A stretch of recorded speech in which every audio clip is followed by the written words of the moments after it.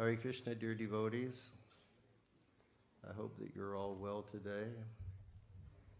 And this special sort of weather that we're having in Damodar Desh. It's a little doom and gloom outside today. And I mentioned that to the person that I was riding with, and he said, yes, in Dubai, when it gets doomy and gloomy like this, they say, now is time for chai and pakoras. Hare Krishna. So we'll read a little bit from the Srimad Bhagavatam today. We will read the first canto, chapter 6. And this chapter is about Narada Muni speaking to Srila Vyasadeva.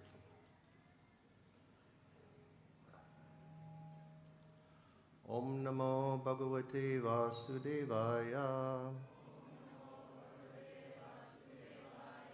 Om Namo Bhagavate Vasudevaya.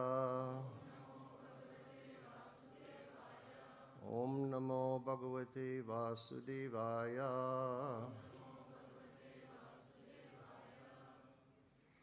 Hare Krishna. So, I think for all of those who read Srila Prabhupada's books, you have all read,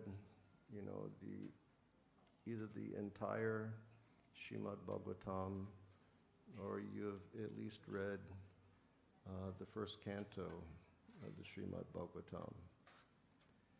And one of the first leelas and instructions that are given in the Srimad Bhagavatam are when Srila Vyasadeva is despondent and Narada Muni appears to him.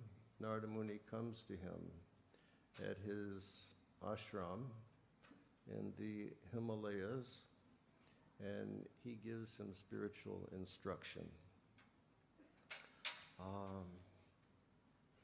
For those who have been to Badrinath, you know that a little bit beyond Badrinath, there's a village which is called Mana.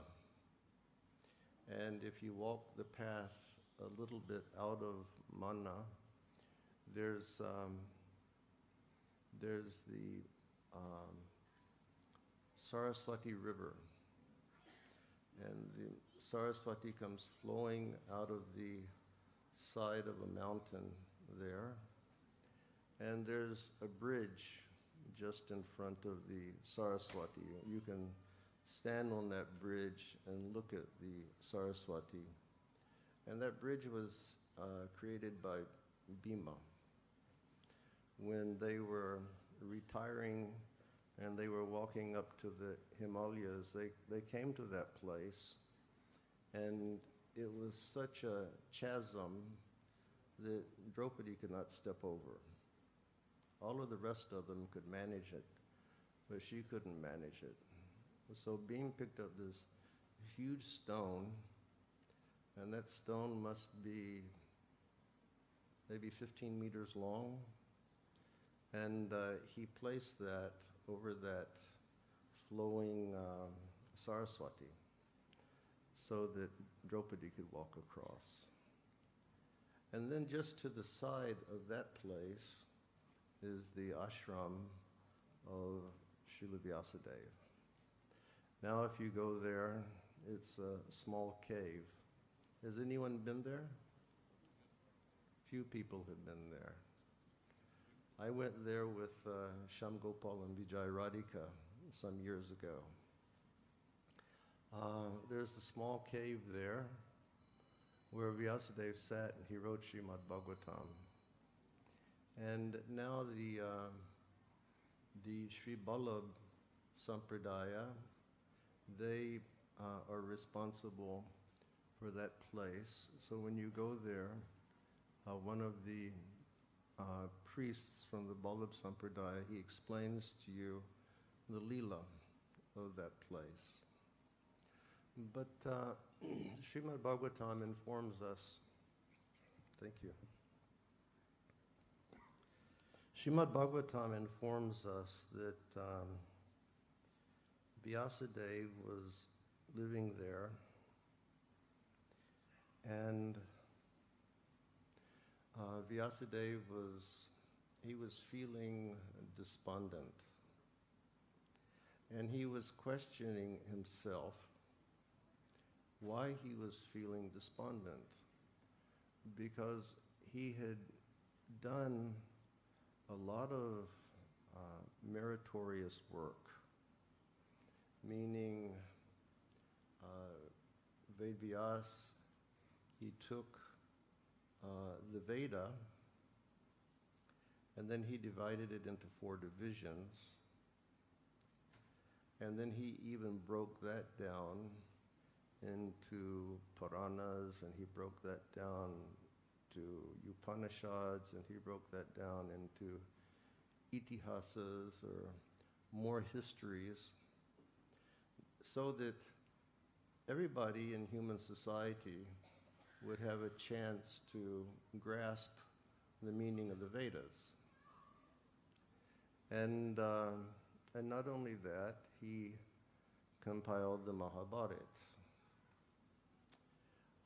From reading Bhagavad Gita, we understand that the goal of the Vedas is to know, love, and serve Krishna. In the Gita he says, Vedescha saver aham eva vedya. I am the goal of the Vedic research.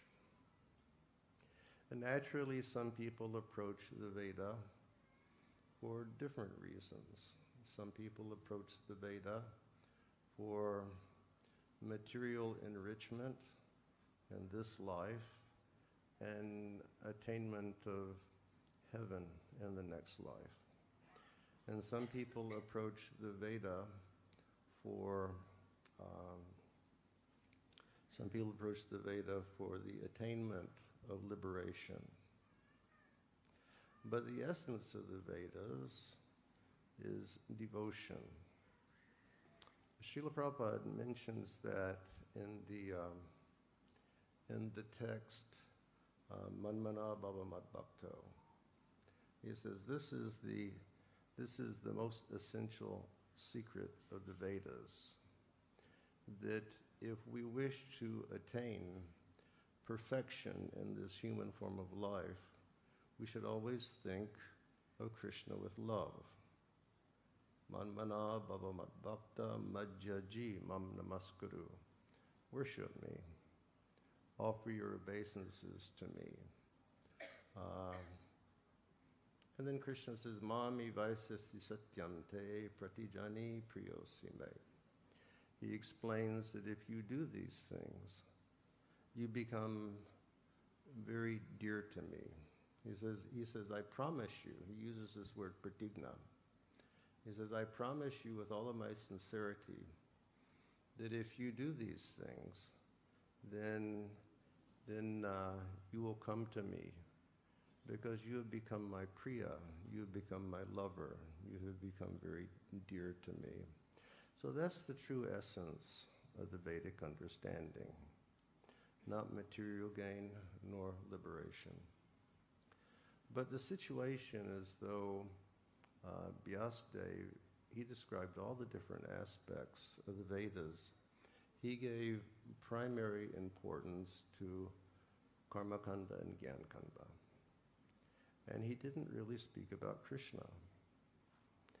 And because, the topics of Krishna are very enriching, and the topics of Krishna cleanse the heart, he hadn't done that. And so he was saying, my goodness, I've done so much service. I've done a lot of service, but still I don't feel complete. This is something is missing. Yes, devotional service cleanses the heart. devotional service cleanses the heart of all different varieties of material contamination. Devotional service cleanses the heart of lust, anger, greed, illusion, madness, envy. Devotional service cleanses all of those different things, whereas other processes don't. Other processes may be beneficial if a person practices them and applies them in the long-term journey of repairing our consciousness and coming closer to spiritual realization. But these other processes don't do it. But devotional service does. It's often said that the perfections of karma and the perfections of jnana, they are simply the byproducts of bhakti. Or Srila Prabhupada was so fond of citing the verse where Mukti stands at the doorstep of the Vaishnavas, and she's saying, how can I render service to you? And the devotees say, oh, Mata, there's nothing that I need from you, because I don't desire liberation, but I only desire pure bhakti. Or as Kaviraj Goswami explains to us in Chaitanya Charitamrita, Bhukti Mukti Siddhi Kami Shakali Ashanta Krishna Bhakta Nishkama Ataiva Shanta, where he says that the Bhukti, one who desires material gain, the Mukti Kami, one who is desiring liberation, the Siddhi Kami, one who is aspiring for mystic powers, Ashanta.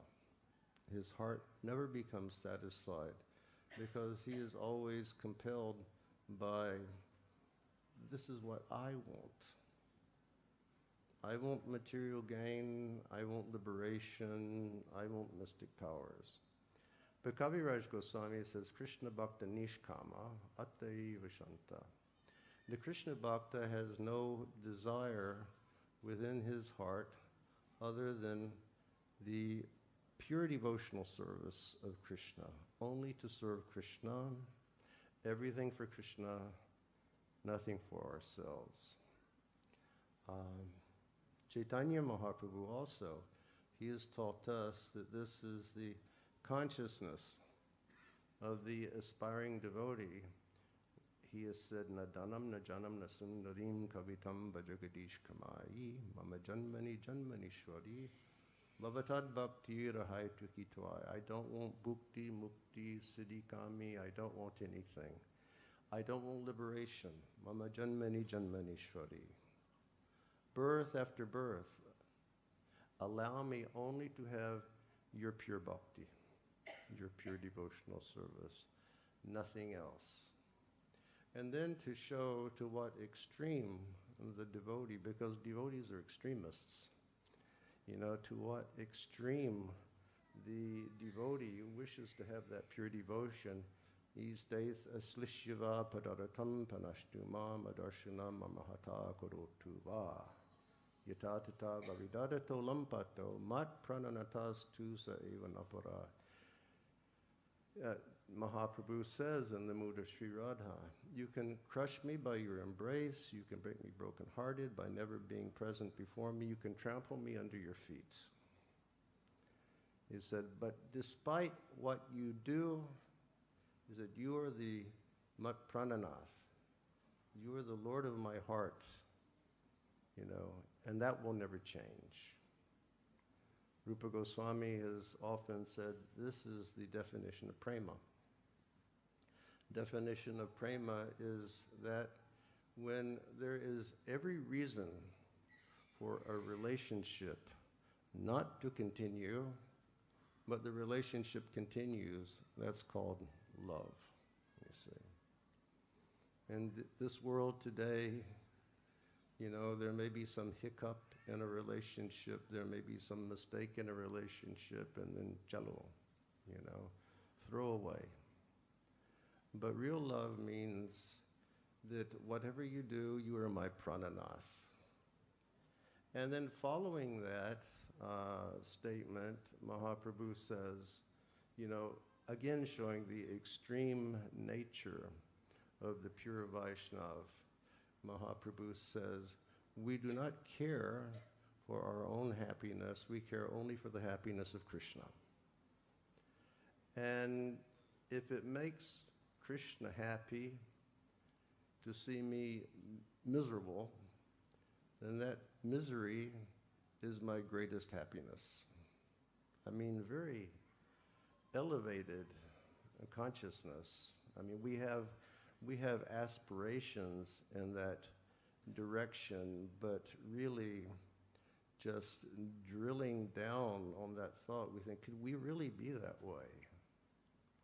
Is it possible for us to really be that way, that I just don't want anything for my happiness, but I only want Krishna's happiness? And if Krishna makes us miserable, if that's Krishna's will, then that's my biggest happiness. So Vyasadeva, he was despondent, and then Naradaji came. And Narada, as his spiritual master, began to instruct him. And he said, yes, Vyasadeva, you've certainly done meritorious work. You've done a lot of good seva. But you did not describe Krishna. And this description of Krishna is what will satisfy the heart of everyone. And the devotional service of Krishna. In the beginning of the Bhagavatam, it stated, Savai pumsam paro dharmo yato bhakti yaratoksaje ahai tuki apritiyata inatma suprasidati.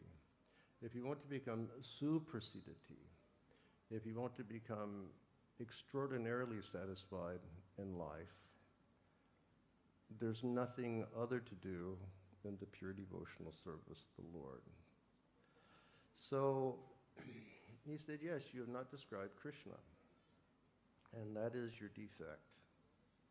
And he said, therefore, I recommend that you undertake the detailing the descriptions of Krishna, not only for your benefit, but for the benefit of everybody in the world. And this is really again, we should always draw ourselves back to this point, that despite there being so much philosophy connected to Krishna consciousness, and despite, there's a deep, deep, deep ocean of understanding connected with all of the concepts of bhakti, we should never forget the point that, a devotee, his objective is to always do the best for everyone in human society by giving them the knowledge of Krishna. Do the very best for everyone. Srila Prabhupada would always say, the definition of a saint is trying to do good for others. You see. So Vyasadeva heard the instruction nicely. And then, Vyasadeva was like, he started asking questions, and he said, Maharaj, could you tell me something about your life? How did you come to this position of Krishna consciousness? And that's something that we always like to hear, isn't it? It's something that we can relate to. We always meet with devotees, we always meet with friends, and, at some point the question always comes up, how did you come to Krishna consciousness? What Vaishnav touched you? What was the effect that it had when the Vaishnav touched you? Did you hear a class from a Vaishnav and that changed your life?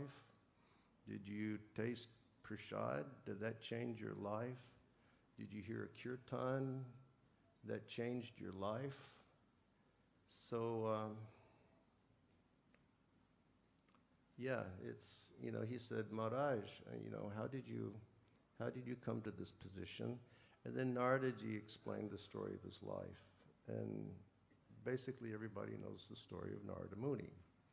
He was like a little boy, and he was from a very poor family. I mean, he had no father, and his mother was just a maidservant. And one year, by the grace of Lord Krishna and by divine arrangement, during the rainy season, Naradaji and his mom, they had the association of great Bhakti Vedantas. And it was during the 4 months of the rainy season. And previously, in those ancient times, millennia past, there were no highways in India. There were no nice roads. There were no guest houses along the way. And it was too messy for saints to travel. And so saints would just sit down in a holy place for 4 months. And during that time, as they had been traveling through the course of the year, preaching to people and teaching to people and distributing mercy to people, during that time they would just sit down and they would engage in hearing about Krishna and speaking about Krishna. As Lord Krishna tells us in the Bhagavad Gita, Machchita madgata prana bodhyantak parasparam katyantas chamam nityam tushanti cha ramanti cha. When devotees come together, they like to hear and chant about Krishna. And Lord Krishna concludes, Tusyanti cha ramanti cha. Hearing those topics nourishes the devotee's heart and gives him pleasure. Tushanti ramanti. The other day I went to Govardhan just like 3 afternoons ago. And I went to visit my godbrother, Burijan Prabhu. And after we greeted, we sat down on the lawn, and Burijan Prabhu looked at me and he said, I am dying.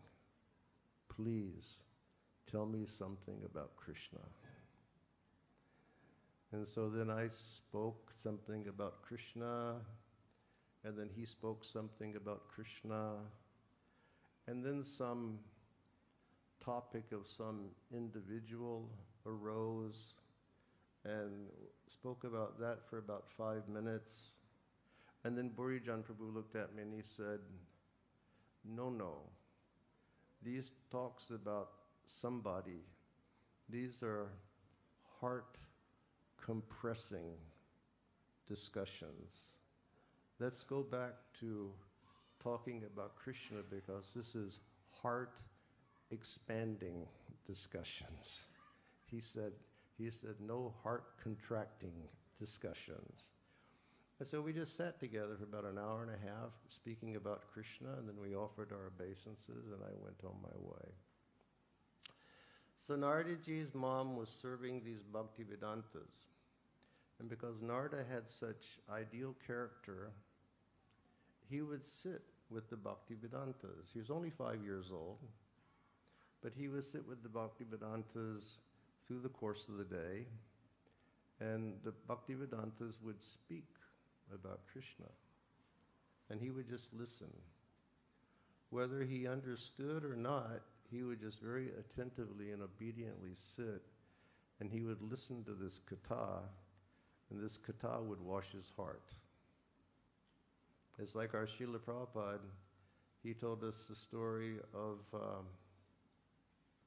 when he had the few opportunities that he had to associate with his spiritual master, he would just sit and just focus and attentively hear his spiritual master.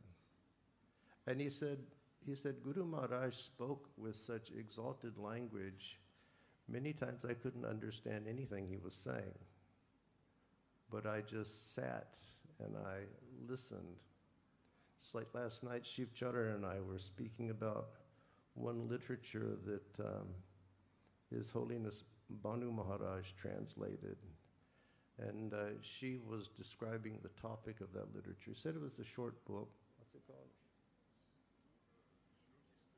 Called Shruti Stuti. And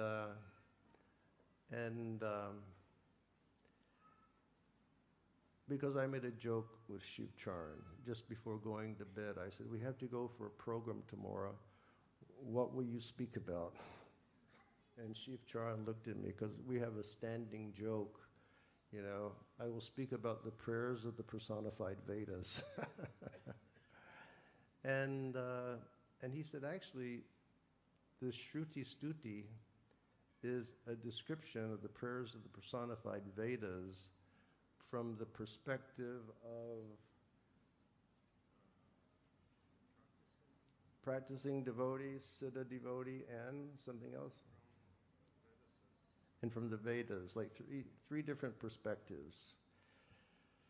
So Narada just sat. Srila Prabhupada would sit. Let me go back to Srila Prabhupada. There's that, when he went for his initiation in Allahabad, and the temple president brought Debabu for initiation. When Srila Prabhupada saw him, Srila Prabhupada said, I know this young man. He said, he listens correctly. Whenever I speak, he's always focused. I marked him. He likes to hear about Krishna. So Narada would sit and he would listen, and that Krishna Katha was washing his heart. And then he said, only one time, after they had had their meal, I asked those saints, may I take some remnants of prasad from your plate? And when the saints said, yes, you may, he said, I took the remnants of the saints, he said, and at that moment, that very moment, my life changed. He became enlightened by honoring the sadhuchishta, or the remnants of the holy sadhus. And he said, then rainy season came to an end, and saints left that place. And so naturally, Srila Vyasadeva said, well, what did you do then?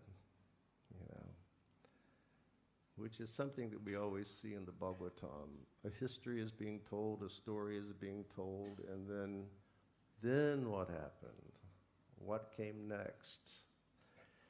And Narada, he said, well, the saints left, and he said, I was in the care of my mom, and she was a very poor lady. And my mom got me enrolled in a Brahmin school.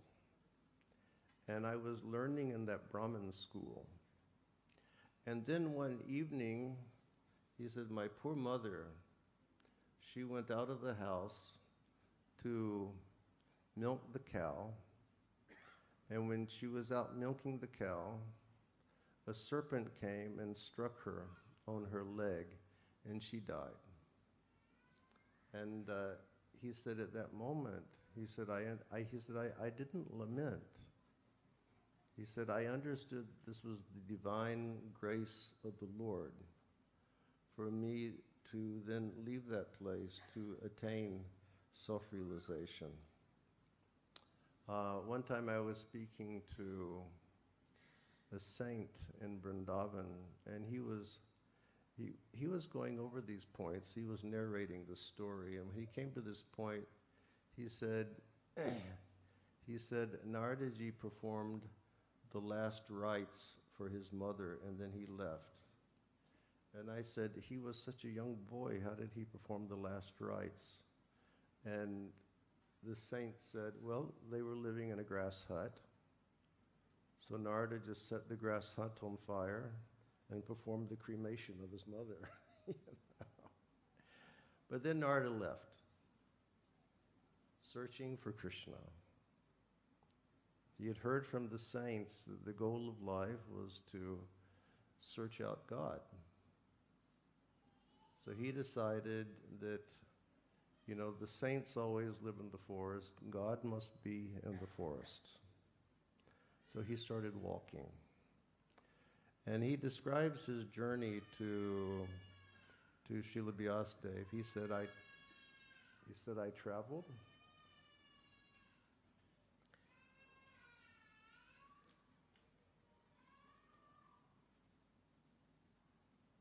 He said, I traveled across mountains.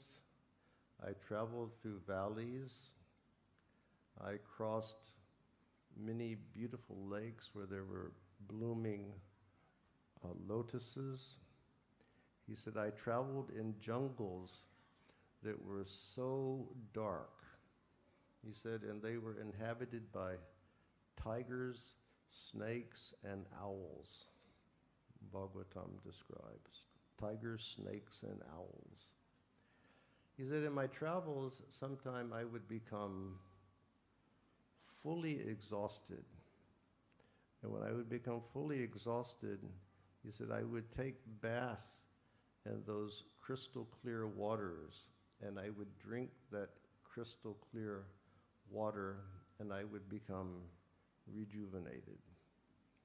And then I just want to read at this point for a few minutes, if my machine will work. Okay, and let me just check and see if I will need an internet connection. No, I do not think so.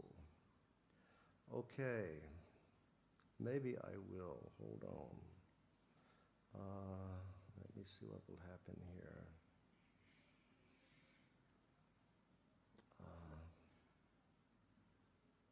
Yes, I need an internet connection. Hotspot. Okay, I'll go to the hotspot.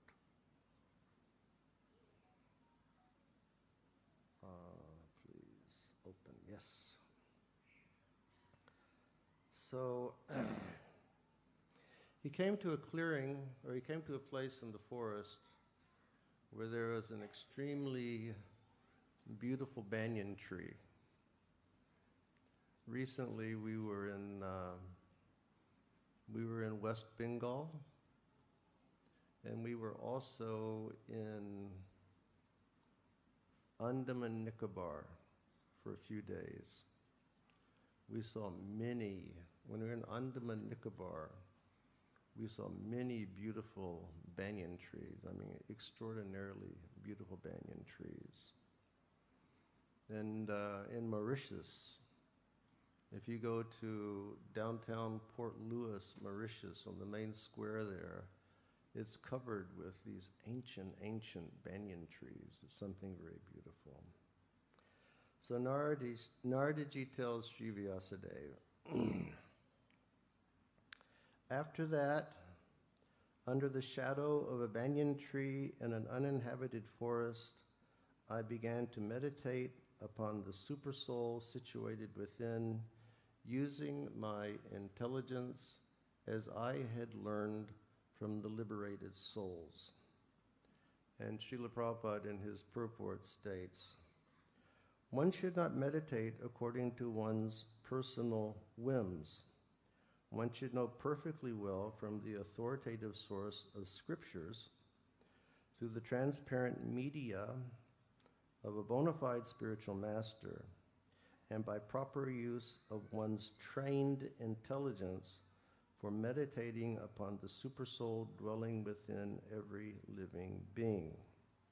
This consciousness is firmly developed by a devotee who has rendered service unto the Lord by carrying out the orders of his spiritual master. Sri Naradaji contacted bona fide spiritual masters, served them sincerely, and got enlightenment rightly. Thus, he began to meditate. So, Srila Prabhupada is really giving stress here, to the importance of serving Guru Maharaj correctly. It's always said that the order or our goal of life is service to the lotus feet of our spiritual masters. Our fundamental understanding in bhakti is that without the grace of our spiritual master, we cannot make advancement in devotional service. And if we receive the grace of our spiritual master, then Krishna opens the doors to spiritual realization. In the Srimad Bhagavatam it said also, Mahat Sevadvaram Ahur Vimuktes, that if we will serve Mahats with love, then the gates of heaven will be open. Srimad Bhagavatam also says if we will serve pure devotees properly, then the benefit of serving pure devotees properly will be Vasudev Kataruchi. We will develop the taste for hearing the topics of Krishna.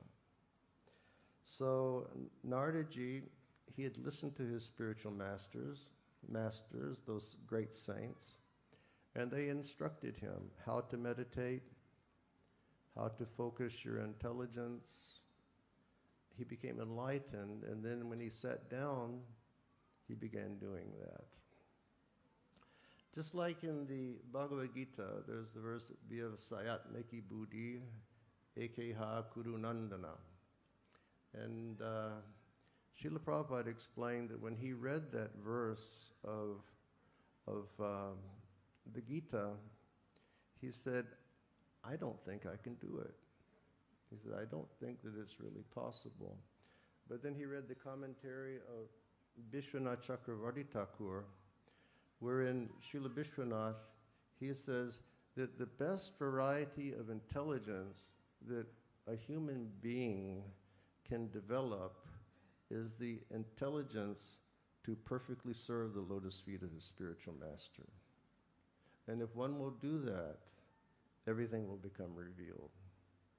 And Prabhupada took solace in that. He took great solace. And we have different references, like there's that reference of when Advaita Acharya was young, and he was studying in the Gurukula, and there was one pond there, and that pond had a very ferocious crocodile that lived inside. And there was a beautiful lotus flower on that pond. And whoever the Guru Maharaj was, he said, please, one of my disciples go and get that lotus for me. And all the disciples were very fearful. But when it came to Advaita knew, I should just have faith in the instructions of my spiritual master. So Advaita walked out, and he started walking on the lotus petals. On the lotus leaves. He didn't sink down into the lake. He started walking. He brought the lotus back, and he gave it to Guru Maharaj, and he said, this is a true disciple.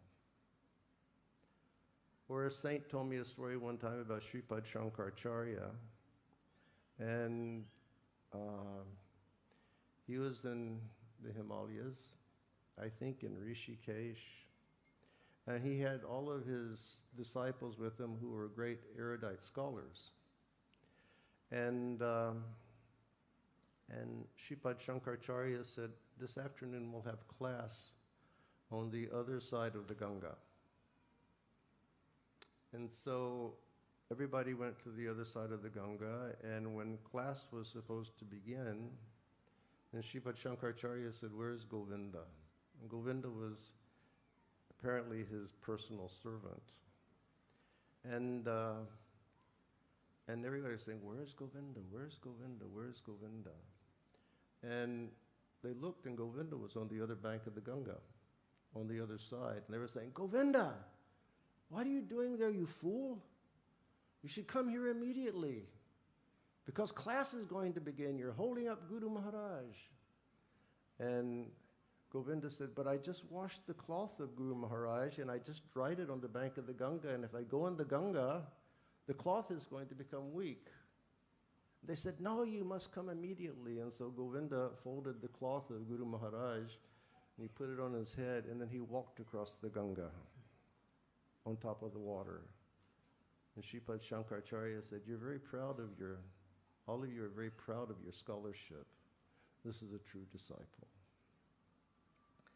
So Naradaji, he heard, he was enlightened, and following the instructions, he began to meditate. And Narada says, as soon as I began to meditate upon the lotus feet of the personality of Godhead he said, with my mind transformed in transcendental love, tears rolled down from my eyes, and without delay, the personality of Godhead, Sri Krishna, appeared on the lotus of my heart. So this is sort of like a guideline for all of us, that if we meditate on the instructions of Guru Maharaj, if we execute to the best of our ability the instructions of Guru Maharaj, we will become enlightened. And that enlightened state, when we sit down to meditate on the chanting of Hare Krishna, Krishna Krishna, Hare Hare, Hare Rama, Rama Rama, Hare. It says the effect will be your mind will become transformed with transcendental love. And then tears will start to flow down from your eyes, and without delay, Sri Krishna will appear before you. It's something wonderful, isn't it? But that should make us ask ourselves, what will I need to do to be able to get there? How carefully I should execute my devotional service. How carefully I should avoid chanting while committing the 10 offenses. How carefully should I serve Guru Maharaj? How carefully should I serve Vaishnavas? And then that great mercy will come. So Srila Prabhupada says here, the word bhava is significant here. The bhava stage is attained after one has transcendental affection for the Lord. The first initial stage is called shraddha, or a liking for the Supreme Lord. And in order to increase that liking, one has to associate with pure devotees of the Lord. The third stage is to practice the prescribed rules and regulations of devotional service. This will dissipate all sorts of misgivings and remove all personal deficiencies that hamper progress in devotional service. So what is Srila Prabhupada citing here? Adao Shraddha Tataru Sangha Tabhajana Kriya, and then Anartha Nivriti, and then Nishta, and then Ruchi, and then Astakti. This is the prescribed process. First will be Shraddha, and Srila Prabhupada describes here Shraddha is one develops a liking for the Lord. We generally understand Shraddha as being like deep faith or faith in the Lord. Some type of initial faith we have. It's not deep faith, because faith will always deepen in proportion to the depth of our faith. We will advance in devotional service until we come to the point of having absolute faith. And then at the point of absolute faith, sarvadharmam parityajya mamekam sharanam vraja. That takes faith. That takes absolute faith. So here it's first Shraddha, and then Sadhu Sangha, associating with pure devotees, and then Bhajana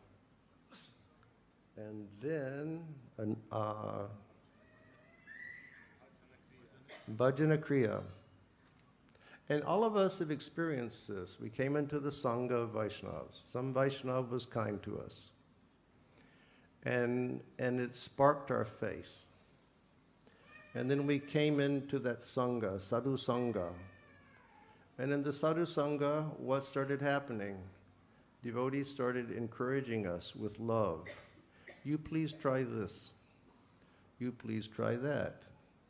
You please think that maybe you shouldn't do this and you shouldn't do that. And that's called Bhajana Kriya, and then Anartha Nivritti. And we all have the experience that when we follow those requests and those instructions, the sadhus, then the washing of the heart begins. And the dirty things start to go out. And then we start to become a bit advanced in Krishna consciousness, and we come to a position of steadiness, where when we're chanting Hare Krishna, we actually can keep the mind fixed, and without the mind going here or there, but we take relish, and then ruchi, which means we develop, a very deep taste, where actually we lose interest for anything else. It's like my godbrother Rabindra Swarup Prabhu told me one time, he was speaking to me about attending one of these japa reform seminars or retreats. He said, before I did that, I always thought that my japa just was sort of like a hindrance or disturbance to the other services that I had to do. He said, now I realize that all the other things that I do are a disturbance to my chanting Hare Krishna nicely. It's like his perspective changed. And then deep taste comes. And from that position of deep taste, then it's called asakti. And asakti means attachment. And we think, my goodness, I'm doing all of this devotional service because I hear I'm supposed to become detached. I'm supposed to give up all of this material business, all of my material desires, all of my material aspirations. But here it's saying that the end of our sadhana bhakti is called attachment.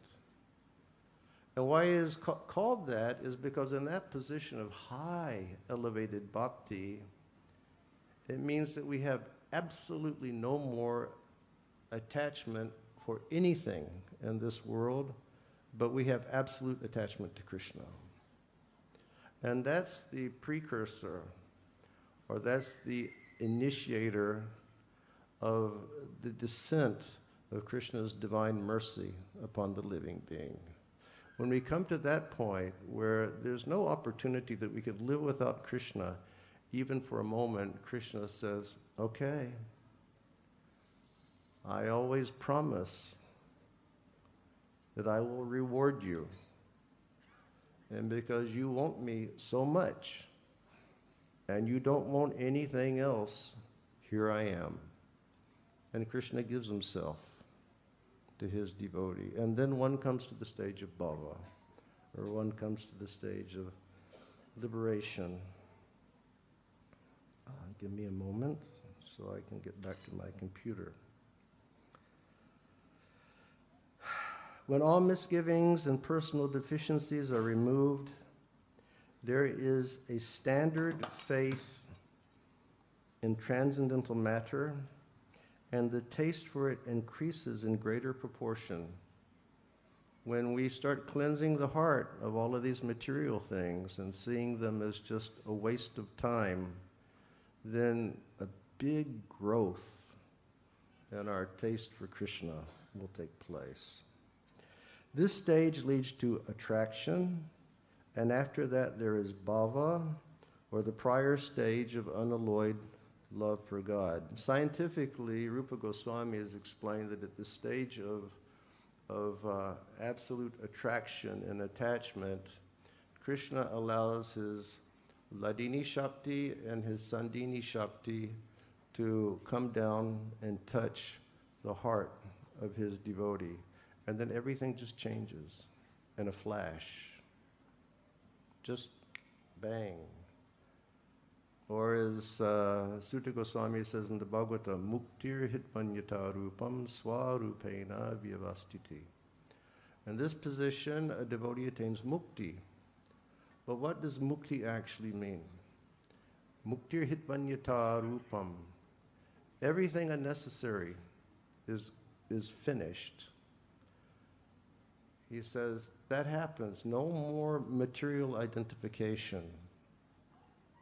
And then he says, Swarupena vyavastiti. Then, the swarup of the living being, it becomes revealed to the living being. And then Prabhupada says, but that's just, the primary stage of prema bhakti. That's the dawn of prema bhakti. Just like generally, like yesterday, we had function, and it was brilliant sun. But when I got up in the morning at about 4:30, it was very dark outside. And then at a certain point, the first ray of the morning sun started to come. And that first ray of the morning sun, that's like Bhava Bhakti. The first ray of prema is called Bhava. But then, when we had our function yesterday, the sun was quite full and brilliant in the sky, and that's called Prema Bhakti. Prema Pumarto Mahan. Chaitanya Mahaprabhu says, this is what we should be aspiring for. Not for ourselves, but for Krishna. Because when we come to the position of prema, we'll be cleansed materially. And then we will be in the most opportune position, or the best position to serve Krishna perfectly. Because it's all about Krishna's happiness. It's not about our happiness. All right. He says, tears from the eyes of a devotee is an automatic reaction. And because Sri Narada Muni in his previous birth attained that stage very quickly after his departure from home, it was quite possible for him to perceive the actual presence of the Lord, which he tangibly experienced by his developed spiritual senses without material tinge. And now I'm again disconnected from the internet, so give me just a second, okay? Now we're connected again. Hare Krishna.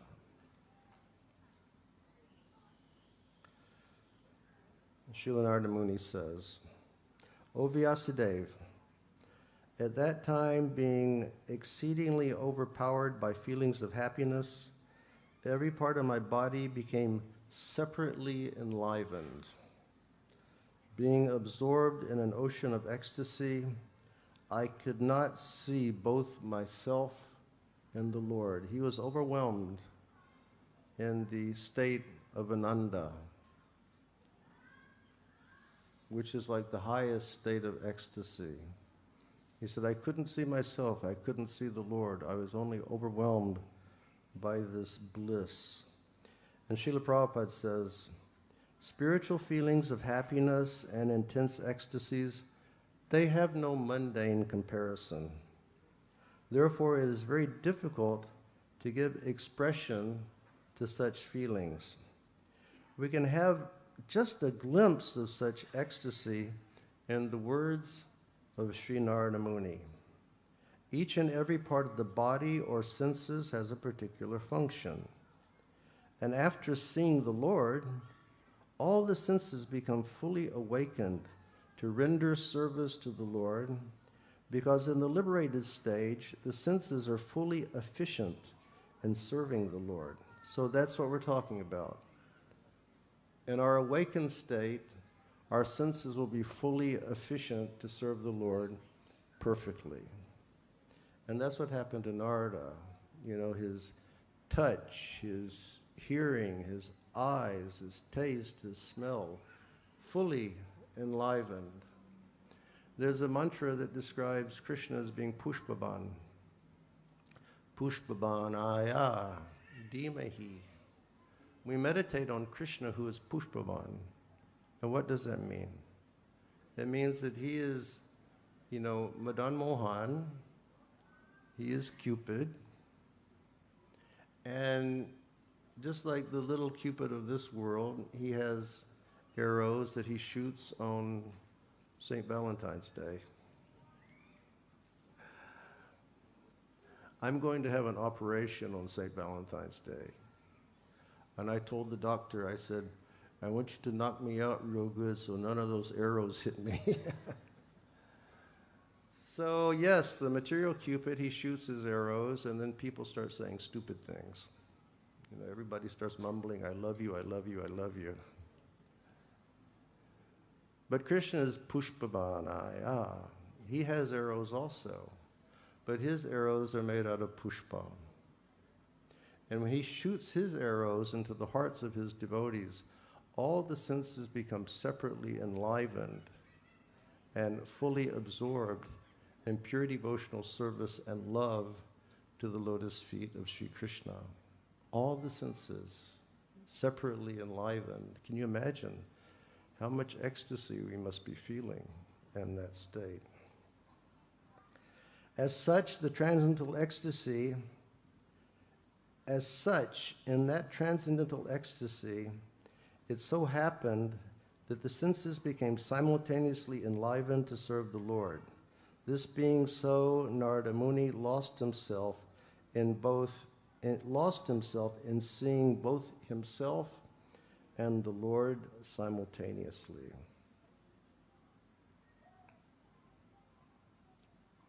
The transcendental form of the Lord, as it is, satisfies the mind's desires and at once erases all mental incongruities.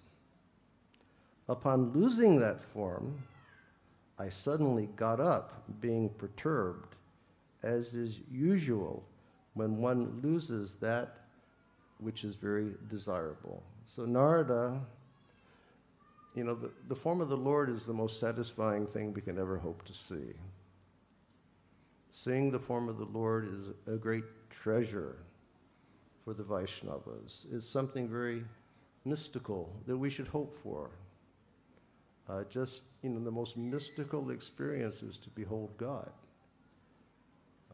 All of you are such great scholars, and all of you all can tell me this Barhapidam verse from the Srimad Bhagavatam that describes Krishna with such beautiful peacock fan in his hair and blue lotus flowers pressed on his ears, and beautiful long Vaijayanti necklace, and dressed in golden cloth, and walking like an elephant, and surrounded by his cowherd boys, all dancing in the forest of Vrindavan.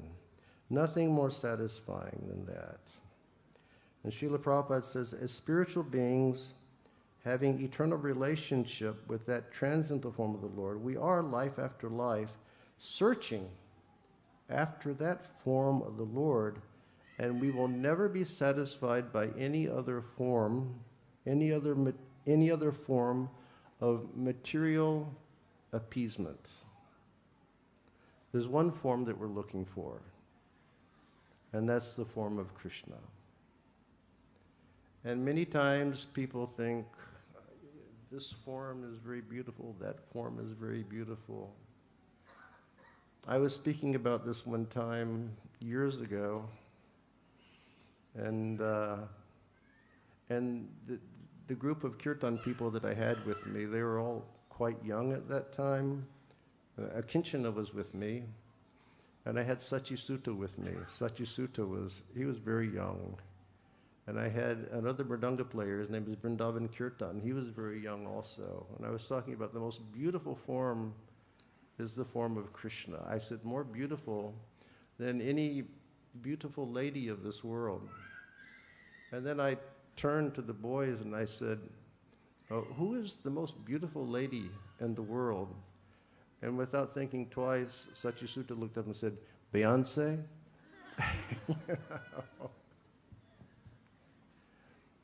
But Krishna's form, it satisfies. So here it says, Narada Muni got a glimpse of this, but having not seen it again, he became perturbed and stood up all of a sudden to search it out. What we desire,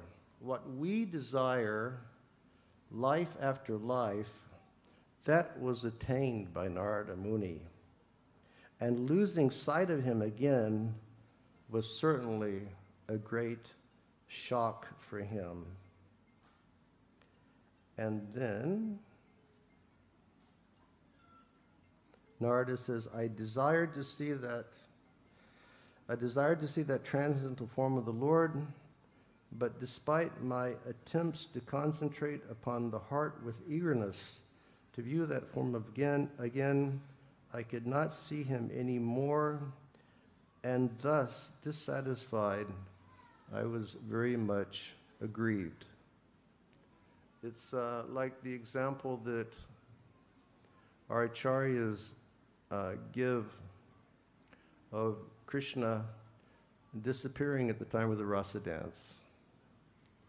And then that entire situation is described by parokshavad, meaning talking about it but not talking about it directly.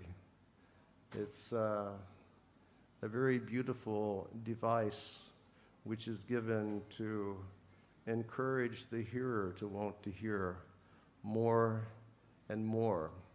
And we know that the gopis became very distraught. And they became so distraught that they began performing, they became so absorbed in Krishna that they started performing the leelas of Krishna. And they started singing their songs of lamentation to Krishna. And then when Krishna saw their mood of devotion and when he saw that their consciousness was correct for loving exchange, then Krishna reappeared. And he showed them what they wanted, which was himself. So, give me just a second.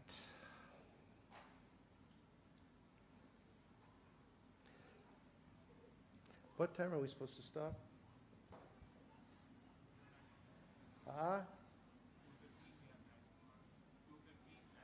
Okay, we'll speak just a couple more minutes. Seeing my attempts, Naradaji says, seeing my attempts in that lonely place, the personality of Godhead, who is transcendental to all mundane descriptions, spoke to me with gravity and pleasing words just to mitigate my grief. The Lord is very kind to his devotees. I think this is one thing that we should always be very clear about, is that the Lord is eternally our well-wisher.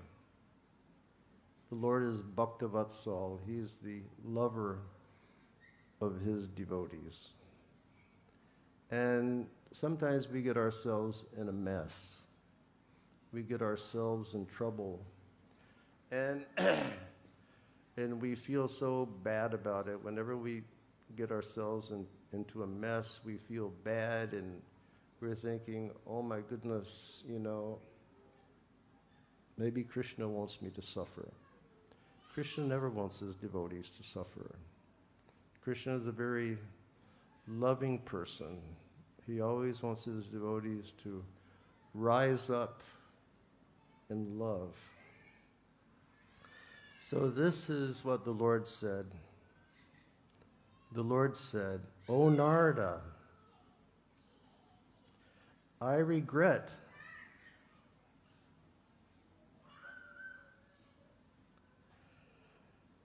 that during this lifetime you will not be able to see me anymore.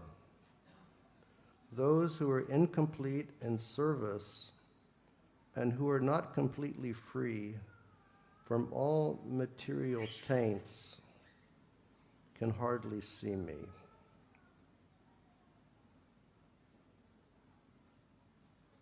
Give me a moment, I have to reconnect.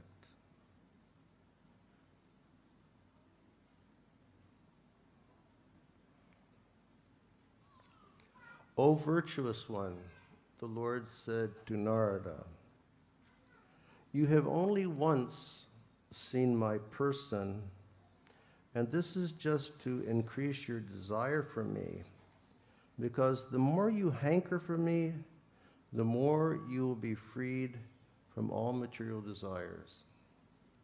That's a good message for us, isn't it? The more we hanker for Krishna, the more we will be freed from material desires. It will be proportionate. Jejatammam prapadyante tangsataiva bhajamyaham.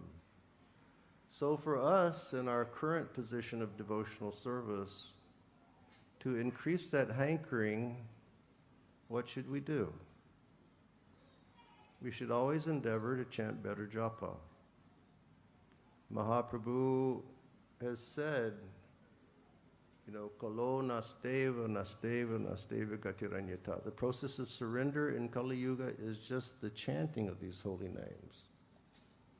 In Gita he says, Sarva dharmam parityajya, surrender everything. Mahaprabhu is the same Krishna, and he says, Hare Nama, Hare Nama, Hare Nama eva kevalam. If we chant Hare Krishna purely, our attraction for Krishna will increase. If we hear the topics of the Lord for a long time, our purification and our attraction for Krishna will develop. If we will perfectly serve the orders of Guru Maharaj, our attraction and hankering for Krishna will increase.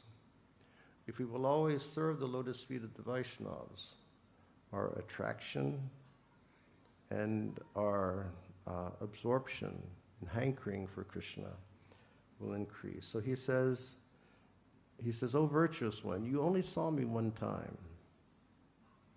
And I did this just to increase your hankering for me."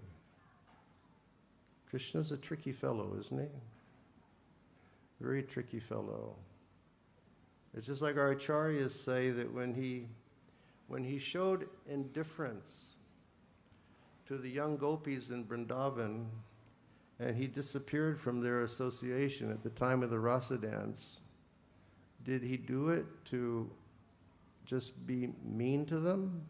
Like sometimes men and ladies in this world, there will be some hiccup in the relationship, and then one will do something mean to the other one, and another one will do something mean to the other one. Is that what Krishna was doing? Was that the method in his madness? No. Our acharyas explained that Krishna's psychology and Krishna's methodology was like this. The psychology is, you have a very, very poor man like myself, and all of a sudden somebody, sends me an SMS and says, "Mr. Govinda Swami, you have just won the, $1 million Dubai airport lottery." And then what happens to me? I just go crazy. I go going, "Oh my God, so much devotional service I can do.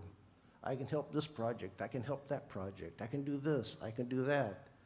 And then a minute later, another SMS comes and says, "Sorry, we sent the message to the wrong person." And then what happens? then I can never, ever give up thinking about that $1 million. It will just plague me to my grave, thinking about, I had that, but I lost that. Is that correct? And that's what Krishna wanted to do to the gopis. No meanness, no indifference.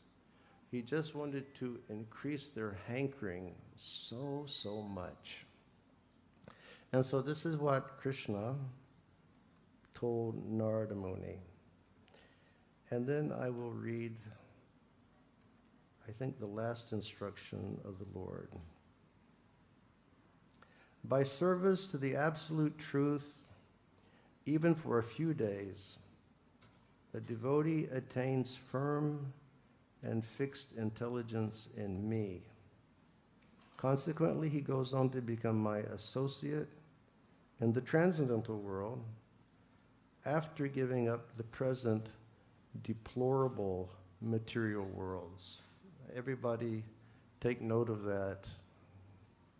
All of us living in this mirage in the deserts, admiring all of these shiny buildings and beautiful roads and everything that works. Krishna says, when he gives up the deplorable material conditions of this world, it's all shiny, but it's not real. It came out of sand, and one day it will go back to sand. It's just a matter of time. That's the real situation here. But to the contrary, by service to the Absolute, even for a few days, the devotee will attain firm and fixed intelligence in me, and consequently, he will go on to become my associate in the transcendental world. And this is what we want. We want to go to the spiritual world, be free from any material taints, and serve Krishna with pure love.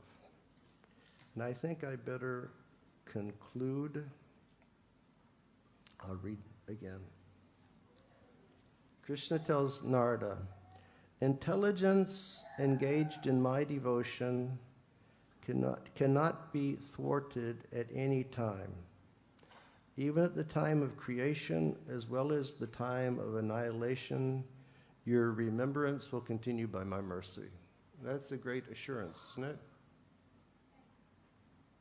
Nothing will be lost. Like this devotional service that we're engaging in, it's a continuum. This is not our first time doing bhakti, but there has been a gradual development of our mood of devotional service through many lifetimes. And by that development of devotional service, it has brought us in this lifetime to coming in contact with the spiritual master and Vaishnavas and hearing the process of surrender to Krishna. And let's see if Krishna has one more instruction for Narada. So then, Sri Narada says, then that supreme authority, personified by sound and unseen by eyes, but most wonderful, stopped speaking. Feeling a sense of gratitude, I offered my obeisances to him, bowing my head. And Srila Prabhupada's purport says, that personality of Godhead was not seen, but only heard, and that doesn't make any difference. The personality of Godhead produced the four Vedas by breathing. He is seen and realized through the transcendental sound of the Vedas. Similarly, the Bhagavad Gita is the sound representation of the Lord, and there is no difference between the Bhagavad Gita and Krishna. This conclusion is that the Lord can be seen and heard by the persistent chanting of transcendental sound. So I can say, who here has seen Krishna? And then I can see who here, okay, you can raise your hand. Who here has had Sakshat Darshan of Krishna and seen Krishna? Who here has experienced Krishna through the media of transcendental sound?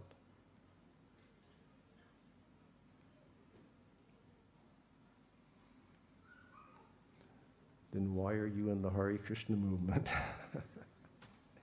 We experience Krishna through the media of transcendental sound. We can't see him, but we hear him. We see him through hearing, and we experience his presence through chanting. Hare Krishna, Krishna Krishna, Hare Hare, Rama, Hare Rama, Rama. And so just to conclude, this is what happened to Narada Muni. Thus, I began chanting the holy name and fame of the Lord repeatedly, ignoring all the formalities of the material world. Such chanting and remembering of the transcendental pastimes of the Lord are benedictory. So doing, I traveled all over the earth, fully satisfied, humble, and unenvious. And to conclude, we'll read Srila Prabhupada's purport.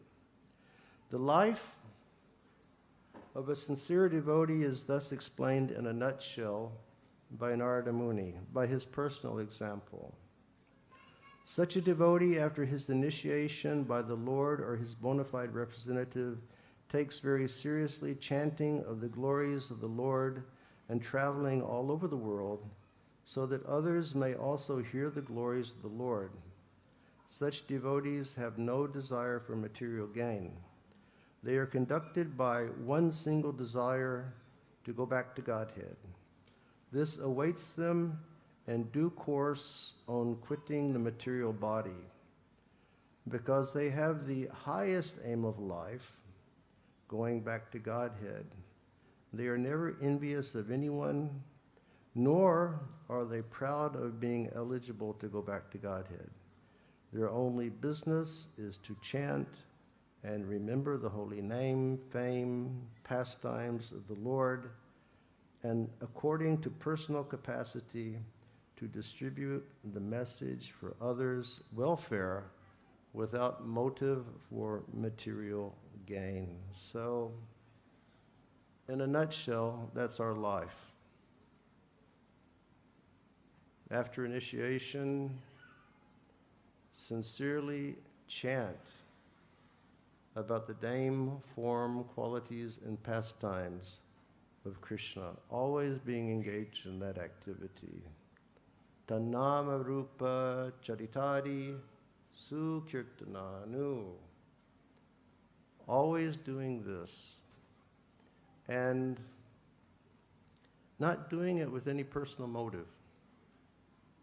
We're not doing it with any material motive, other than the pleasure of the Lord and being able to go back to Krishna and serve him perfectly in the spiritual world. And Srila Prabhupada says, and this is important, and this is something that everybody should take into consideration. And Prabhupada says, according to the individual's personal capacity, he should do something to share this with others. So we have our internal direction, which is always hearing and chanting, and we have our external requirement also, which is to share according to our capacity. So let's lead our lives in that way, and let's all go back to home, back to Godhead. Hare Krishna.